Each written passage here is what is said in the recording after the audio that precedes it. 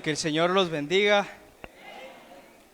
Creo que estamos agradecidos con el Señor porque nos concede el poder volvernos a reunir y darle a Él las gracias, porque ha sido su gracia, como lo hemos mencionado hace un momento, que es por eso que estamos aquí. Me gustaría que estuviéramos en Ezequiel capítulo 18 y vamos a leer el verso 4. Ezequiel, profetas mayores, está en el Antiguo Testamento. Ezequiel capítulo 18.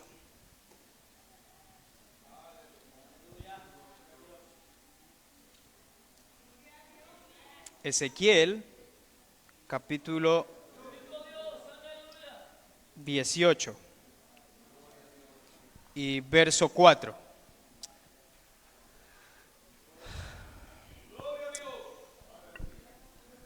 Amén. Ezequiel capítulo 18, verso 4. ¿Lo tenemos? Amén. Leamos la palabra. Dice: he aquí, todas las almas son mías. Como el alma del Padre, así el alma del Hijo es mía. Alma que pecare, esa morirá. Amén. Gracias por ponerse de pie. Me gustaría introducir el sermón de hoy pensando en que todos somos libres para escoger nuestro camino. El camino en nuestro camino en la vida. Todos somos libres para hacer eso, pero todos debemos de ser responsables, o somos responsables. Todos somos responsables de nuestro propio destino.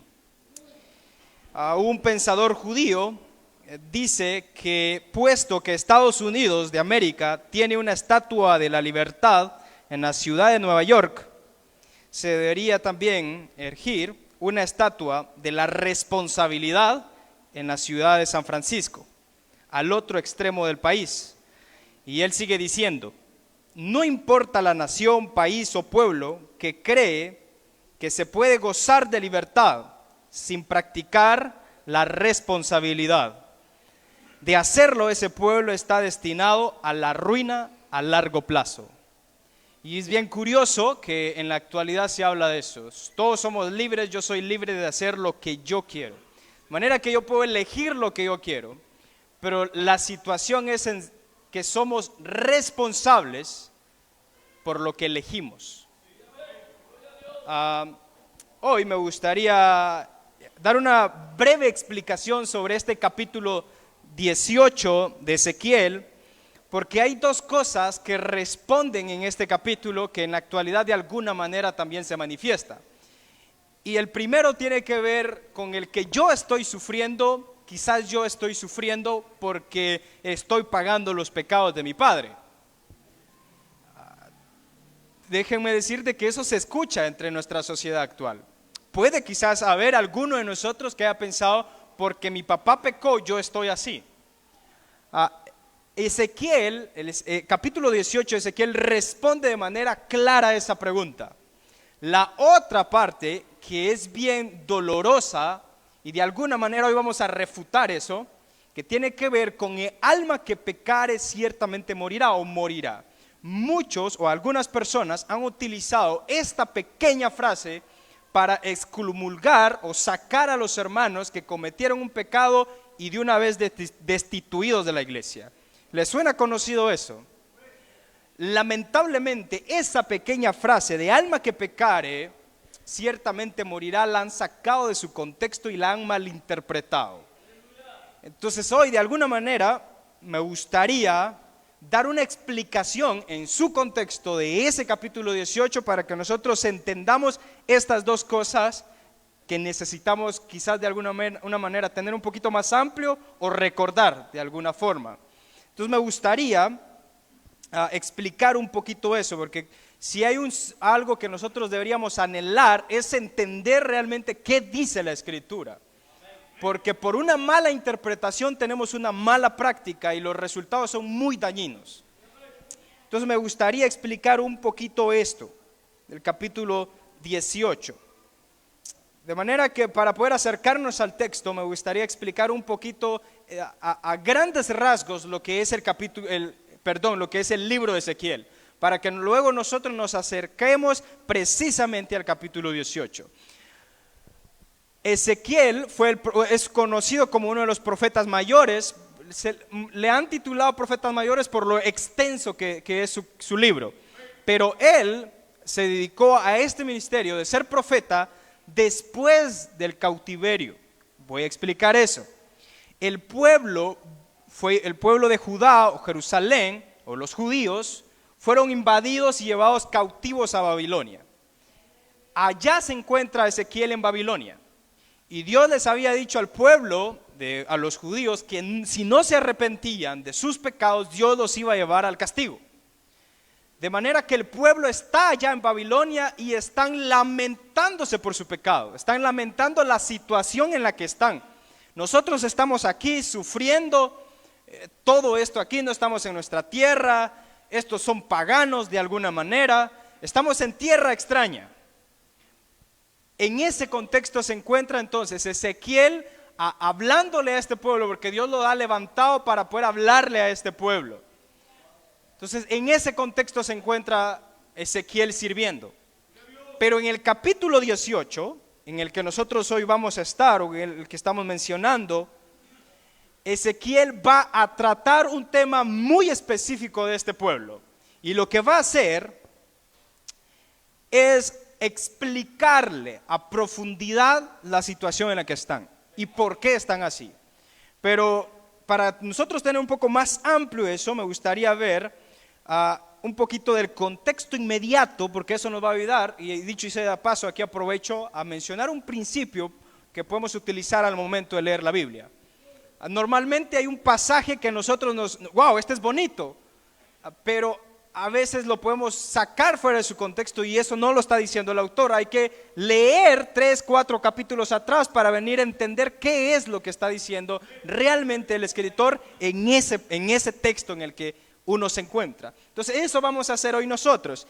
Si ustedes observan en el capítulo 15 de Ezequiel, capítulo 16 y capítulo 17, lo que está haciendo Dios aquí, utilizando a Ezequiel, es mostrarle su pecado al pueblo, y lo hace a través de parábolas. Le está enseñando parábolas, por ejemplo, la parábola de la vid, que Dios plantó una vid pero no dio frutos y que salieron agrios, y les está mostrando su pecado.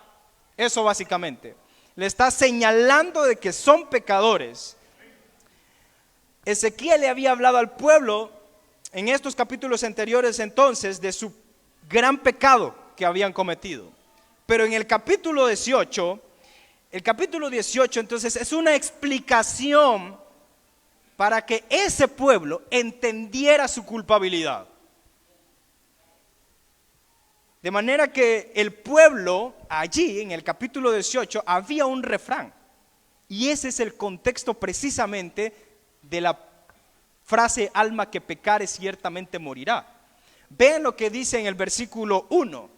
Y vamos a ver en los versículos hasta llegar al refrán. El refrán que tenían este pueblo: vino a mí palabra de Jehová diciendo. Miren lo que dice: ¿qué pensáis vosotros? O sea, Dios está utilizando a Ezequiel. ¿Qué pensáis vosotros? Dice, los que usáis este refrán en la tierra de Israel. ¿Cuál es ese refrán? Los padres comieron las uvas agrias, y los dientes de los hijos tienen la dentera. Ese era el refrán de ellos. ¿Qué significa este refrán? Lo que básicamente en el capítulo 2 era de que el pueblo tenía este refrán, y lo que estaban diciendo era de que ellos no tenían la culpa por lo que ellos estaban sufriendo, sino que era culpa de los padres, de su generación pasada, y que ellos estaban sufriendo. La generación presente de allí, de Ezequiel, ellos decían: nosotros estamos sufriendo por la culpa de ellos.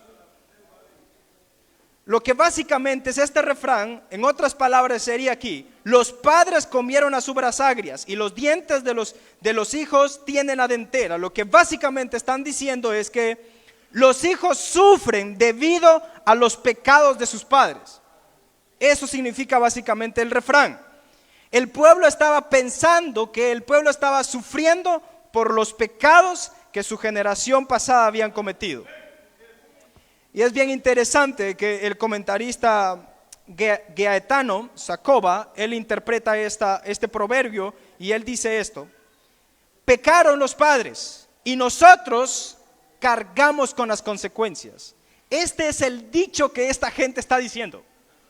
Ese es el refrán. Es un pueblo que esa generación está diciendo: hey, nosotros estamos sufriendo por ellos, por nuestra generación pasada. Wow, eso es el contexto en el que vamos a llegar nosotros cuando dice: alma que pecare ciertamente morirá.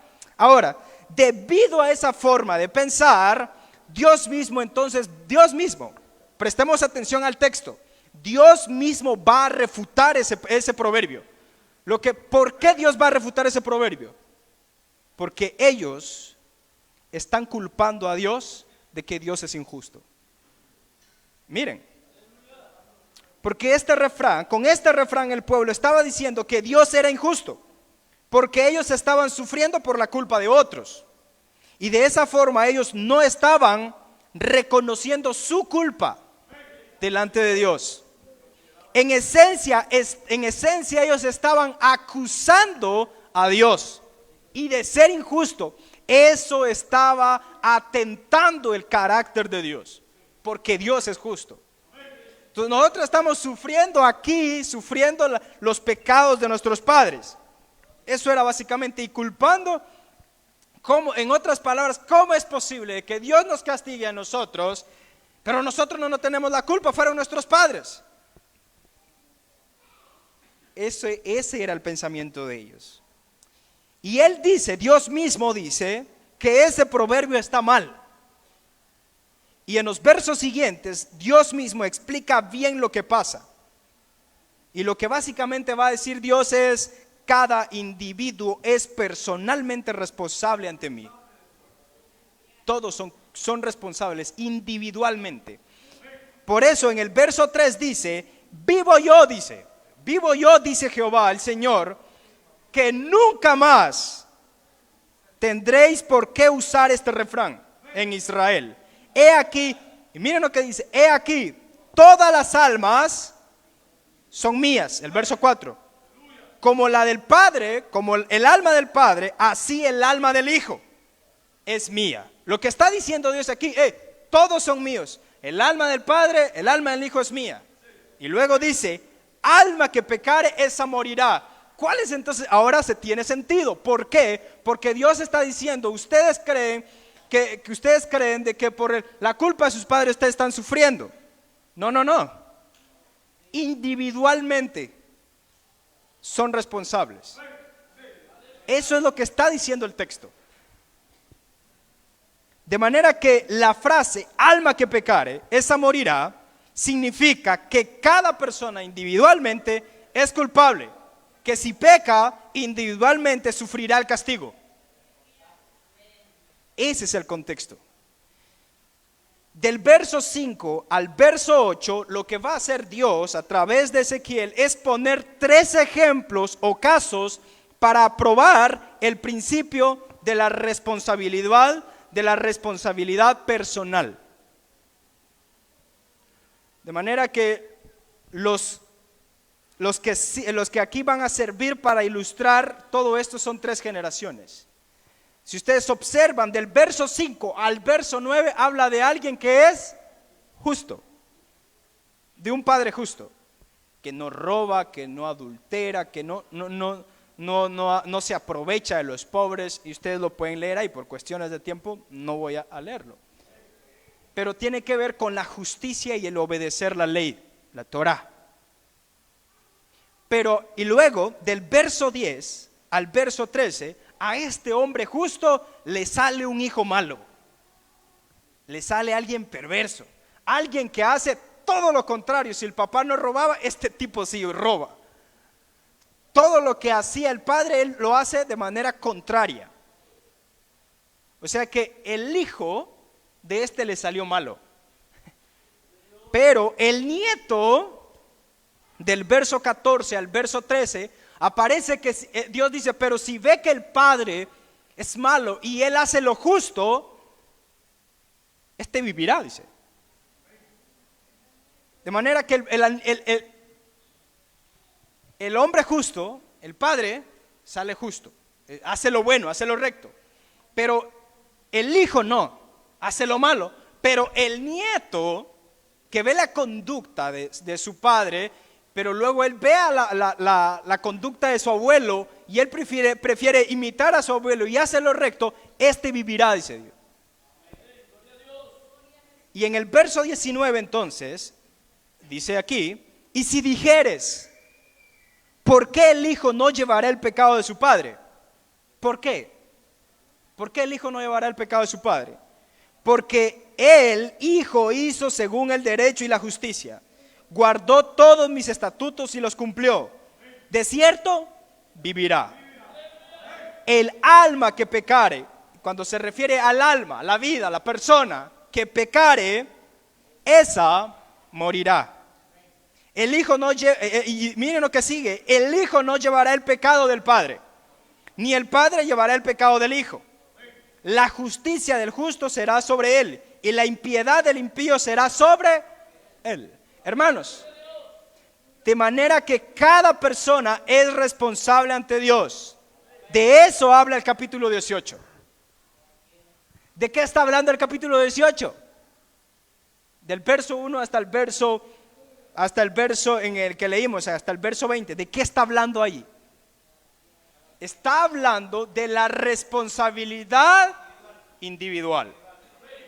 No está hablando, ¿de qué no está hablando? El pasaje no está hablando de que si tú pecas, estás destituido totalmente de la iglesia. No está hablando de eso. Está hablando el pasaje de la culpabilidad individual. ¿Tiene sentido? Tiene sentido. Eso es lo que dice Dios ahí. Aquí yo quiero aprovechar a algo. Cuando salen malas enseñanzas es porque una palabra, un texto, lo usaron o lo sacaron fuera de su contexto. Lo alejaron de lo que Dios está diciendo desde atrás hasta adelante. Ese fue el principio que quiero compartir con ustedes hoy. Que cuando leamos las escrituras, leámoslo desde su contexto y vamos a aprender. De hecho, los animo a que vayan al bíblico para que podamos aprender eso. Ahora miren, continúo. Tenemos dos situaciones acá. Yo ya expliqué el texto, ahora lo voy a aplicar a nosotros, a nuestra generación, a la iglesia del Buen Pastor ahora. De manera que este capítulo, estos versos, ustedes se dieron cuenta que responden a las dos situaciones que coloqué al inicio. ¿Cuál era la primera? ¿Estoy cargando yo con la culpa de mis papás? Quizás yo estoy mal, me va mal aquí mi vida, porque quizás estoy pagando los pecados de mi padre, o de mi mamá, o de mi papá, quizás de mi abuelo. ¿Qué dice Dios acá en su palabra? ¿No?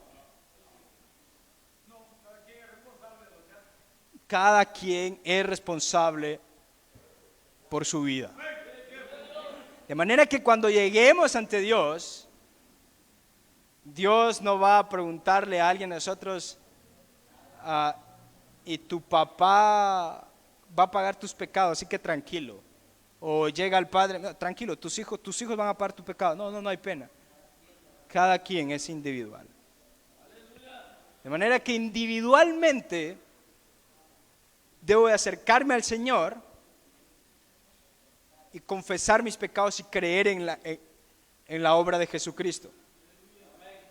Que individualmente tengo la responsabilidad delante de Dios.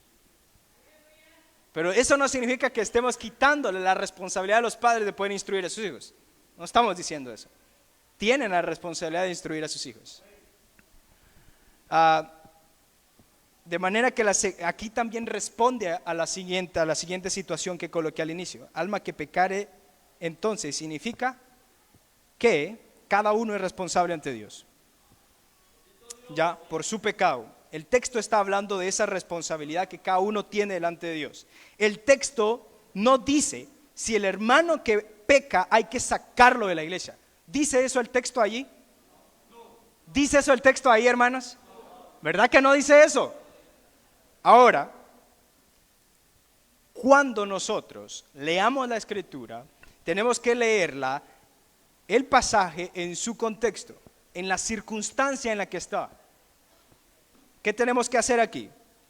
Si nosotros vemos este, wow, alma que pecar esa morirá, o sea, ya de una vez. No,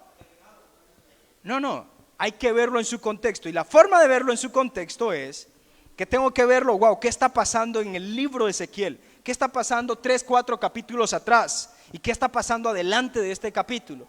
¿Qué está pasando con Ezequiel? Wow, esta enseñanza parece un poco contradictoria. Tengo que verlo con el resto del Antiguo Testamento y luego verlo con todo el Antiguo y el Nuevo y en el contexto de la Biblia. Y en el contexto de toda la Biblia tenemos que la Biblia enseña que si alguien pecó, tiene que arrepentirse. En el contexto de toda la Biblia, ¿cierto? Y puedo mencionar varios pasajes en el contexto de toda la Biblia. Puedo mencionar primero, iniciando en el Antiguo Testamento con Proverbios capítulo 28 y verso 13. El que encubre sus pecados no prosperará, pero luego dice, mas el que los confiesa y se aparta alcanzará misericordia. ¿Cuántas veces el pueblo de Israel pecó? En el tiempo de los jueces, el pueblo de Israel vivía un círculo. Pecaba, esclavitud, se arrepentían y liberación. Cuando ellos pecaban y llegaban adelante de Dios y se arrepentían, ¿qué hacía Dios? Los restauraba. De hecho, si ustedes pueden leer el verso 21 hasta el verso 32 del capítulo en el que estamos, de eso trata también. Dice, yo no quiero, dice Dios, el mal del impío. No. Si se arrepiente, vivirá. O sea que el requisito para su restauración es un verdadero arrepentimiento. Si lo vemos en el contexto del Nuevo Testamento, el ejemplo del caso del hermano en Corinto, que este hombre se había involucrado sexualmente con la esposa de su papá. ¿Qué hizo Pablo? Restáurenlo. Y lo restauraron. Se restauró. Gálatas capítulo 6 verso 1 dice, hermanos, si alguno fuere sorprendido en alguna falta, vosotros que sois espirituales, ¿qué dice? Restauradle con espíritu de mansedumbre, considerándote a ti mismo, no sea que tú también seas tentado. Sobrellevad los unos las cargas de los otros y así cumplid la ley de Cristo. También podemos mencionar primera de Juan capítulo 1 y verso 9. ¿Qué dice? De memoria se lo tienen ustedes. Si confesamos nuestros pecados, Él es fiel y justo para perdonar nuestros pecados y limpiarnos de toda maldad. Porque si decimos que no hemos pecado, le hacemos el mentiroso y su palabra no está en nosotros. Amén. O sea que en el contexto de toda la Biblia hay perdón y restauración. ¿Saben qué hace que se vea un pasaje así? Alma que pecare ciertamente morirá. ¿Saben qué hace que alguien ve ese pasaje y dice, wow, pecaste fulminado? ¿Saben qué hace? ¿Saben qué corazón hace ese?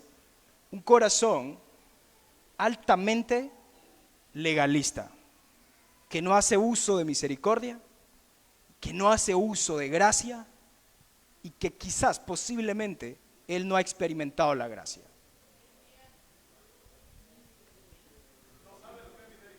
No sabe.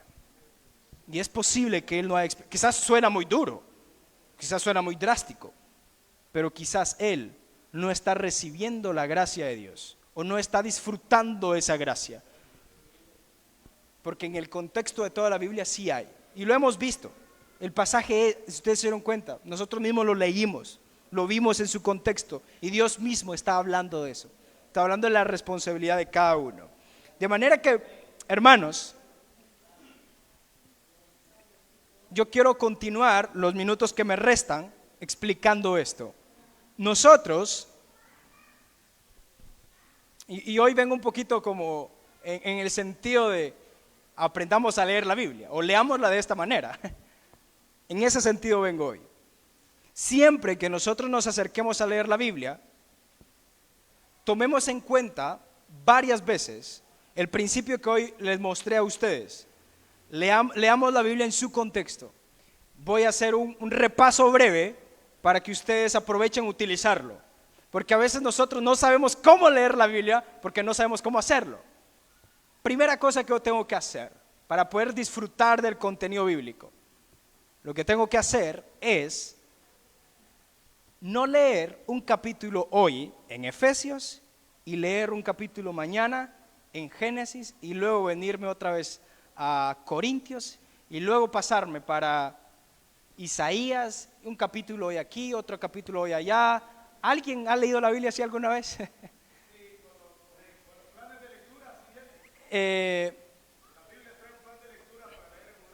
Ahora, la situación que les quiero enseñar acá, para que nosotros podamos disfrutar la riqueza de un solo libro, es leer o tomar en cuenta, si usted quiere leer Génesis, el libro de Génesis, léalo capítulo por capítulo. Pero si usted quiere disfrutar Génesis, léalo capítulo por capítulo. 2 capítulos hoy, 3 capítulos hoy y así. Pero si quiere leer Efesios, si quiere disfrutar de toda la riqueza espiritual de Efesios, lea Efesios detenidamente. A veces a nosotros se nos han enseñado, ¿cuántos capítulos leíste hoy? ¿Cuántos leíste tanto? ¿Leíste tantos aquellos? Pero la verdad es de que podemos leer mucho y sin entender. Es mejor leer poco, pero entenderlo. ¿Qué es lo que le quiero decir con esto? Es de que podemos leer un capítulo, ejemplo, de la carta a los Corintios y estudiarla. ¿Estudiarla cómo? Hay mucho material hoy para poder sentarme detenidamente y disfrutar parte por parte de ese capítulo.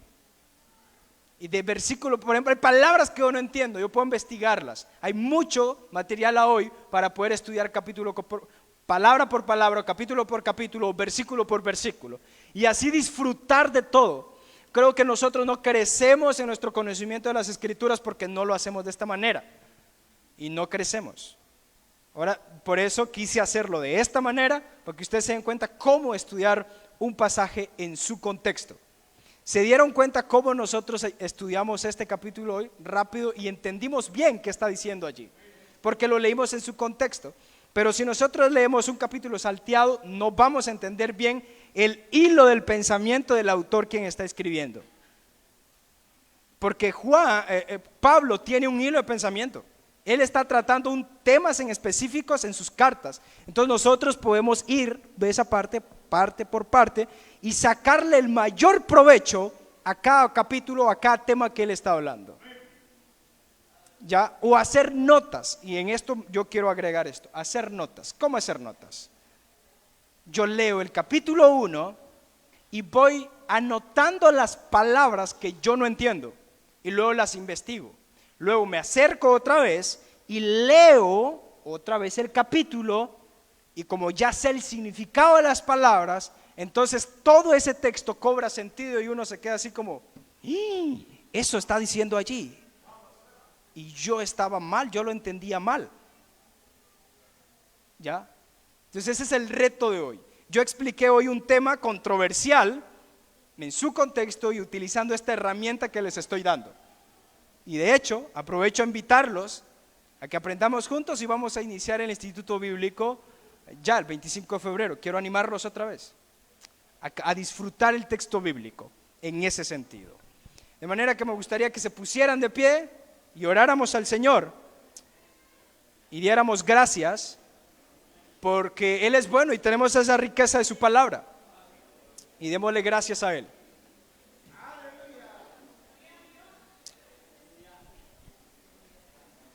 Padre que estás en tu trono de gloria, Señor, queremos dar gracias hoy con nuestros hermanos hoy juntos acá reunidos y traer a nuestra mente con sinceridad, Señor, que tu palabra es como el mar, es es grande, es muy profunda, Señor.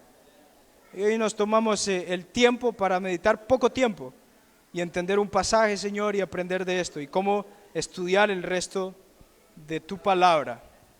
Señor, queremos darte gracias por nuestros hermanos, queremos dar gracias también por tu palabra, pero más de darte gracias, también queremos rogar para que tú puedas incomodar nuestros corazones y puedas enseñarnos. Nunca nos dejes tranquilos, que nos sintamos incómodos al no estar en tu palabra, el no conocerte a través de tu palabra.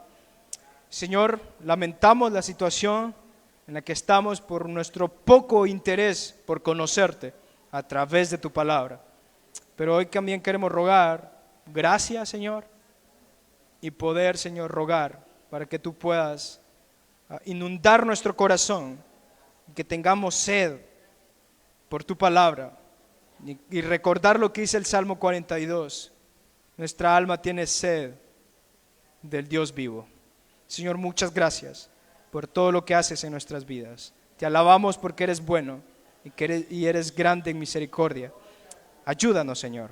Muchas gracias. En el nombre de Jesús. Amén y amén. Hermanos, que el Señor los bendiga. Que tengan una bonita tarde.